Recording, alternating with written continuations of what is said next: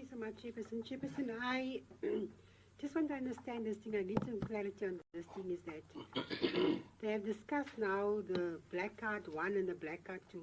And as far as we know as SASSA, the contract between SASSA and Postbank is coming to an end in September. No? Are the Reserve Bank saying that this contract is going to continue and we're going to sit with the same problems that we had because there's another black card number 2 coming out? What are they exactly saying? Because in the beginning they said that even though the contract is coming to an end, that was last week in the meeting, that people will still receive their money. People don't have to panic. There's no other service provider. So is this the only service provider they're going to go to? Are we going to have the same problems because there's no office, no facilities, no nothing? What are they saying? Because the way that the Reserve Bank is talking is like they made up their mind that the contract is continuing with Postbank. Bank, yes. Thank you, Chairperson. And by us issuing this variation notice, are we saying that the contract between SASSA and Postbank should be extended?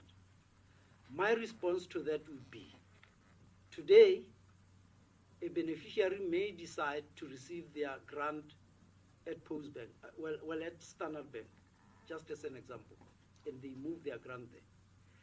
If the contract between SASSA and Postbank came to an end, and the beneficiary is comfortable receiving the grant at Postbank, it's similar to a beneficiary wanting to receive at FNB or at Nedbank. That's their choice. But I think the impact that would bring is if by receiving grant at Postbank, you get free transactions because of the contract that exists between SASSA and Postbank. If that contract fell away, it could be possible that the beneficiary that was receiving free services now starts paying.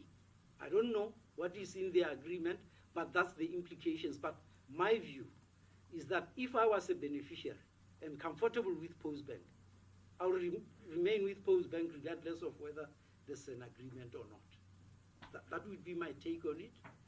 The SAB is not saying, please continue the agreement. Even if the agreement came to an end, but a beneficiary wants to receive from Postbank, we believe they should be allowed to do that.